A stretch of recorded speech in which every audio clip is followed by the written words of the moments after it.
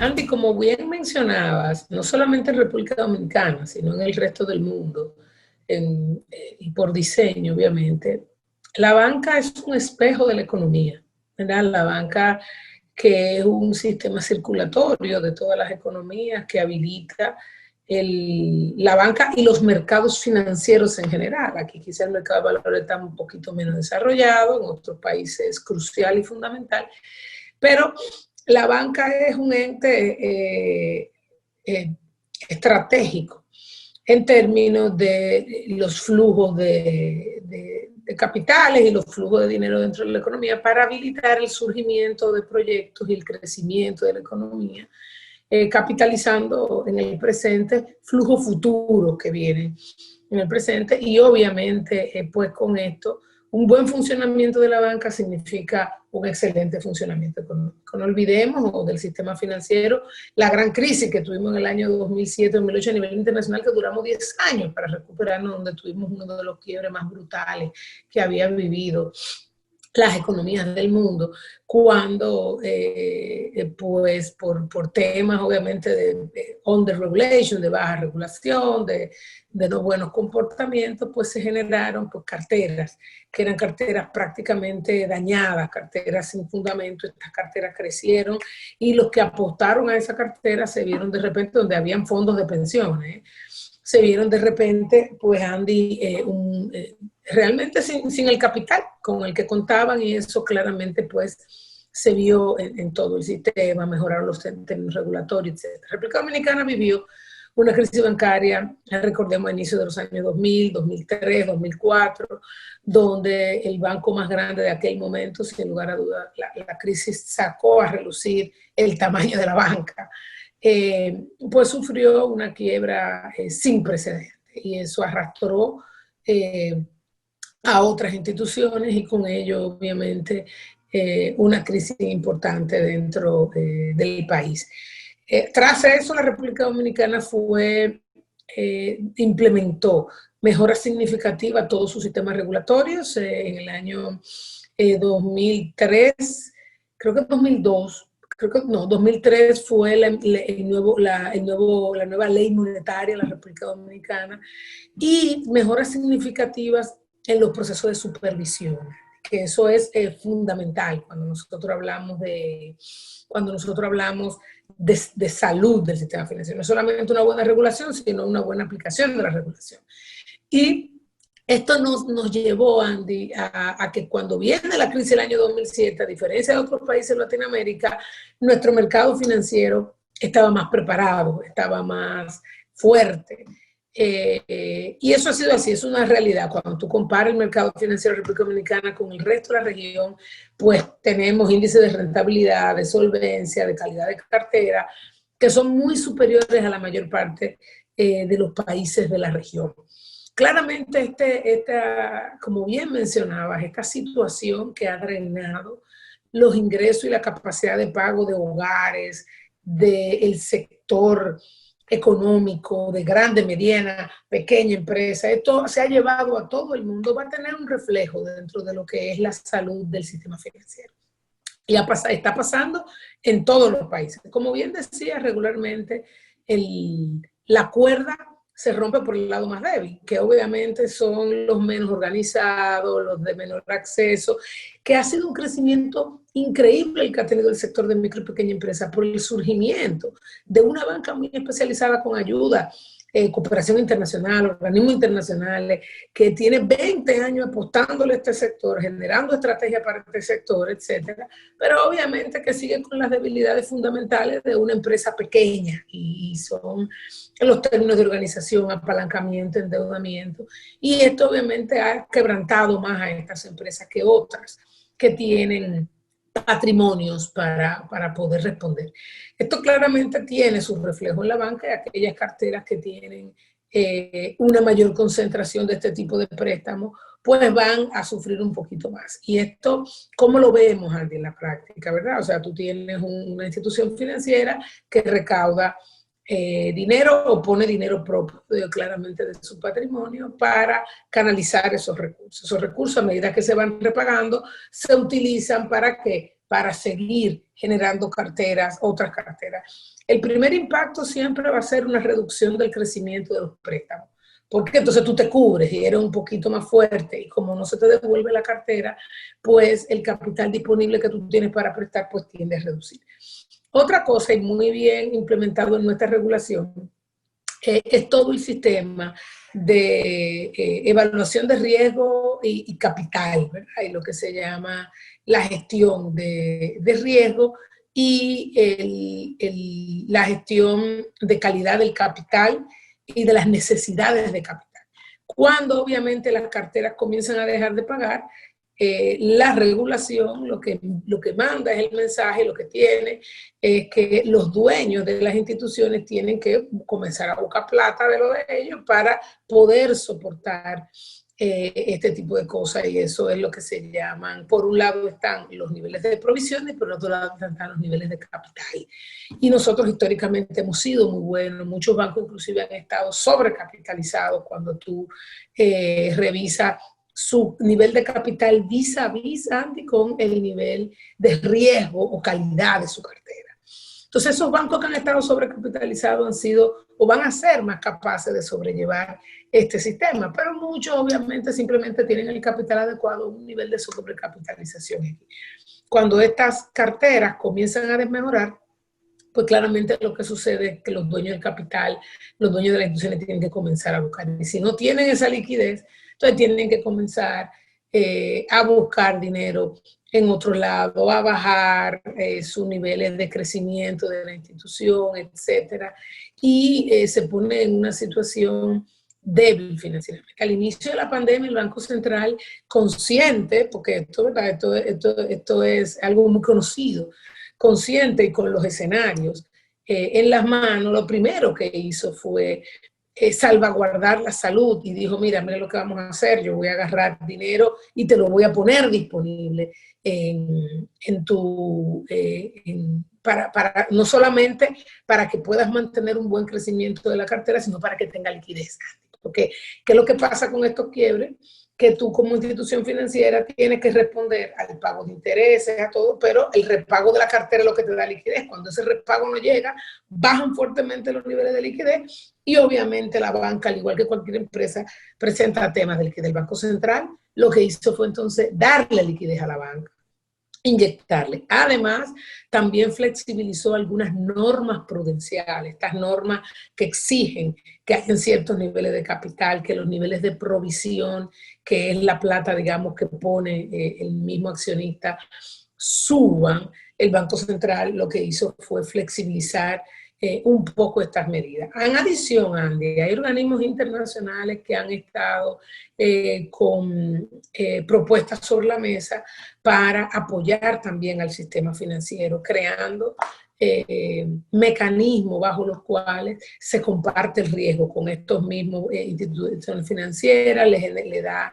liquidez también, inclusive con el gobierno. Es algo que hemos hablado en varias ocasiones de los fondos que se generan en estas situaciones, que son fondos público-privados, sobre todo con el apoyo público, para apoyar y compartir este riesgo con la banca desde el sector público. El sector público, este riesgo COVID se ha venido, el sector público le ha venido dando la cara de múltiples formas, fases, una forma, las flexibilizaciones en el ámbito fiscal es otra forma, los aumentos de las ayudas directas a las personas es otra forma, y obviamente que la banca es uno de los sectores donde tienen que ver este tema de ayuda, y ahí se generan lo que son fondos de riesgo compartido para, junto con la banca, asumir o compartir las pérdidas que trae la quiebra de los clientes bancarios, ¿verdad? Y entonces, eso yo creo que en este momento hay que darle mucho calor, Andy. O sea, como bien tú dices, esta situación que comienza a drenar algunas instituciones financieras, no todas, porque la misma apertura que ha dejado que la economía se recupere, también es un reflejo de que el gobierno está preocupado por no solamente por las empresas, sino también por este sistema circulatorio que son los bancos. Wow. O sea, un golpe fuerte a los bancos es terrible porque afecta el futuro, la clasificación de riesgo país, la capacidad del gobierno de endeudarse para ir a levantar fondos para seguir apoyando esta situación que por lo menos hasta mediados del año que viene, pues va a presentar retos importantes. Entonces, no es un tema simplemente de quiebra del sector real, de quiebra de empresas, de crecimiento económico. Es un tema que puede tener unas repercusiones, como bien dices, a nivel de la banca, que tenga repercusiones a mediano plazo, porque tú sabes que la banca es confianza, Andy, la banca es flujo en el tiempo, la banca es estabilidad, la banca es riesgo, y obviamente esto puede inclusive impactar esto. No es el caso todavía en la República Dominicana. Ya muchos países, incluyendo República Dominicana, hace un tiempo vienen haciendo lo que se llaman modelos de estrés. Y me río porque todos los modelos de estrés que se comenzaron hace muchos años, desde la quiebra del año del 2007, se ha impulsado mucho la gestión bancaria basada en riesgo y sobre todo en simulaciones. Y todas las instituciones, incluyendo República Dominicana, han implementado lo que se llama stress testing, es agarrar y simular una situación no pensada que pasó y cuál iba a ser este tema de banca. Y se han hecho muchos ejercicios. Y la institución supervisora en República Dominicana, que hoy en día cuenta, de hecho ha estado fortalecida en los últimos 3 o 4 meses, se ha fortalecido significativamente con personas de una historia muy larga en las instituciones, muy enfocada en la gestión de riesgo, pues claramente deben estar trabajando fuertemente. Chile acaba de lanzar su simulación, ¿verdad? Estos estudios se hacen cada trimestralmente o semestralmente, cómo se vería bajo ciertos escenarios estos temas de estrés. Se estresan a la banca a ver qué va a pasar con su nivel de calidad, con su nivel de estabilidad, y con ese estrés entonces pueden hoy gestionar proactivamente este tema de la banca. Eso obviamente se debe haber estado haciendo, pero como bien tú mencionas, Andy, es un tema prioritario de política pública, ya de gestión fiscal, que debe darse obviamente ya un poquito más de empuje como lo están ya haciendo gran parte de los países. Sí, el hecho de que, por ejemplo, el impacto del shock es asimétrico, no es igual en todos los sectores. Bueno, lo hemos visto en turismo, lo duro que le dio. Pero entonces todo lo que esté muy ligado al turismo sufre mucho. En el sector de la micro y pequeña empresa, hay algunas áreas que incluso lo que se advierte son, se podría usar un término fuerte, pero es lo apropiado, una devastación. O sea, empresas que han desaparecido, y han desaparecido teniendo deuda con bancos, como tú decías, dedicados a ese sector de micro y pequeña empresa. Ahí nosotros tenemos bancos que han hecho un trabajo extraordinario durante décadas para atender ese nicho que no fue cubierto casi nunca por la banca tradicional. Es todo el sector de micro y pequeña empresa donde aparecen entidades como Banco Adeni, Fondesa, Adopen, Banco La Mujer.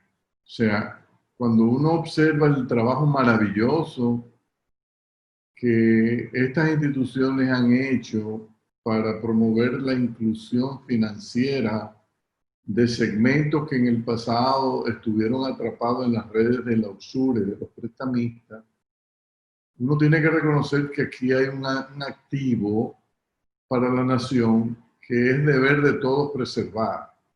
Yo pienso que estas son entidades bancarias que las debemos preservar porque son vehículos sanos, transparentes y eficientes de canalización del crédito y asistencia técnica a segmentos marginados que en los últimos años han comenzado a tener acceso a la actividad económica y a participar en un amplio programa de inclusión económica y social al que eran merecedores. Entonces, es crucial que en una coyuntura como esta, las autoridades ponderen mecanismos no convencionales de asistencia a estas instituciones que al mismo tiempo signifiquen respiro para todas estas micro y pequeñas empresas que han sido diezmadas por la crisis.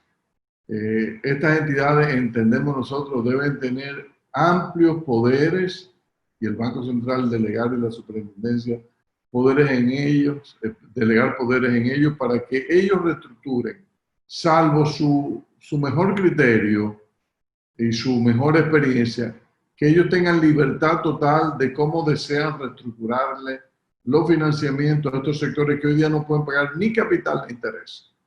Lo que puede incluir gracias de un año, gracias de año y medio, hasta que pase el vendaval y puedan reiniciar su negocio más adelante y a partir de ese momento sentarse a discutir cómo se pueden enfrentar las deudas acumuladas. En el ínterin, la plata la va a tener que poner transitoriamente el Banco Central con o sin garantía de Hacienda. Puede darse una garantía con unos bonos que eventualmente serían bonos para el rescate financiero del sector de la micro y de la pequeña empresa y que de esa manera las autoridades puedan delegar en los bancos pequeños esta capacidad de manejarse. No es cuestión de habilitarles líneas de liquidez que ellos puedan girar contra esas líneas una vez presenten caso por caso de un microempresario, el Banco Central, de cuál es reestructuración. No, eso yo pienso que no, eso es demasiado burocrático. Lo que manda aquí es delegar en ellos ese proceso y después presentarnos en paquetes, en bonche, en un bulk grande de, bueno, aquí hay 4.000 préstamos, esos son 2.000 millones de pesos, voy a girar contra la línea, aquí están. Después usted tiene que, estos fueron los mecanismos que utilicé de reestructuración, hay tantos acogidos a este, tantos acogidos a este. Pero no que el Banco Central tenga entonces que aprobar reestructuración por reestructuración, eso no es viable. Nosotros no podemos tener ese tipo de fine tuning en un momento donde el tuning de la economía ha sido demacrado por la crisis y por el virus. Entonces, no hay espacio para eso. Yo sé que hay mucha gente que es partidario de los fondos de garantía, pero yo creo que en este caso, quizá debemos ir más lejos. Así como el gobierno ha tenido la voluntad de asistir a los hogares con asistencia bajo los diferentes programas, los desempleados. Yo entiendo que hay que tener un programa para asistir a las instituciones financieras que le prestan a la micro, de manera que de ahí hacia abajo pase la asistencia y pase la ayuda. Porque estas empresas están en una condición realmente lamentable. Yo creo que esto es algo que la Superintendencia, Banco Central y Hacienda deberían sentarse a evaluar rápidamente. Yo tengo la impresión de que cuando vengan los nuevos reportes de cartera vencida, cartera morosa, de toda la banca, no solo de la pequeña, de toda la banca va a haber un deterioro. Claro, a nivel de la banca grande, que como tú dices, Jackie, tiene más experticio, más experiencia, el deterioro va a ser menor, porque al mismo tiempo también lidian con un porcentaje de cartera de grandes empresas que han podido maniobrar mejor y han tenido de dónde jalar capital para hacer frente a sus acreencias. Pero, por ejemplo, el sector hotelero, todos sabemos que está golpeado. Sabemos que muchas líneas fueron reestructuradas, apostando a que ya a final de año, a principio del año que viene, teníamos cierta recuperación. Todo apunta a que esa recuperación no va a tener lugar así. Incluso informaciones que uno tiene sobre el número de vuelos que se tenían pensado que iba a recibir el Aeropuerto Internacional de Punta Cana en el mes de noviembre. Las informaciones preliminares que se tienen es que la llegada ha estado por debajo, no por culpa del aeropuerto, por la situación de profundización del COVID que ha obligado a ser todavía más conservadores en los países donde se origina nuestro turismo, y muchos turistas que tenían quizás pensado si habían políticas más flexibles en sus países venir, ahora mismo deciden, no, mira, yo lo voy a dejar para más tarde, porque venir y meterme en una cuarentena aquí de 15, 14 días es un problema. Entonces, frente a una coyuntura como esa, Nuestra recomendación es que Banco Central, Hacienda y Superintendencia de Bancos comiencen a ver qué está sucediendo en la banca, que actúen anticipadamente, porque no, fíjense que hemos hablado de bancos grandes que no, probablemente ahí no va a haber, perdón, serios problemas. Bancos de microempresas que sí va a haber problemas, pero hay un segmento en el medio que son bancos que en crisis de la economía real tienden a descapitalizarse a una velocidad sin precedentes. Entonces ahí tienen las autoridades que poner los ojos y ponerlos rápido. Y una vez identifiquen si hay algún problema, ver cómo es que van a patrocinar y a fomentar fusiones quizás de banco grande con estos banquitos intermedios, de manera que el sistema salga totalmente ileso y más fortalecido de esta crisis. Son recomendaciones que queremos hacer con anticipación antes de que no suceda alguna sorpresa desagradable. Esta crisis en los sistemas financieros provocadas por choques de la economía real tienden a ser muy profundas y es importante prevenirlas anticipadamente. Volvemos a un momento.